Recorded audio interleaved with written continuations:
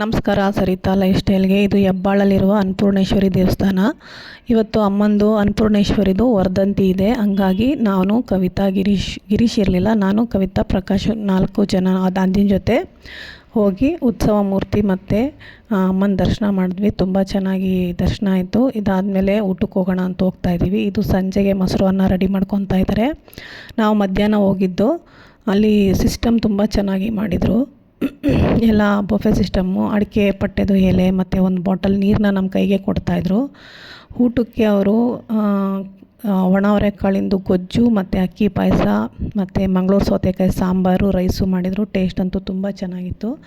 ಜೊತೆಗೆ ಎಷ್ಟು ಜನ ಹೆಣ್ಮಕ್ಳು ಹೋಗಿರ್ತಾರೆ ಅವರಿಗೆಲ್ಲ ಒಂದೊಂದು ಹಿಡಿ ಅಕ್ಕಿನ ಕೊಡ್ತಾಯಿದ್ರು. ಅನ್ನಪೂರ್ಣೇಶ್ವರಿದು ಮಡ್ಲಕ್ಕಿ ಥರ, ಅದನ್ನು ತೊಗೊಂಬಂದು ನಮ್ಮನೆ ಅಕ್ಕಿ ಡಬ್ಬಿಗೆ ಹಾಕ್ಕೊಂಡ್ರೆ ತುಂಬ ಒಳ್ಳೆಯದು ಅಂತ ಹೇಳ್ತಾರೆ. ತುಂಬ ಚೆನ್ನಾಗಿತ್ತು. Thank you. ಲೈಕ್ ಮಾಡಿ, ಶೇರ್ ಮಾಡಿ, ಸಬ್ಸ್ಕ್ರೈಬರ್ ಆಗಿ ಪ್ಲೀಸ್.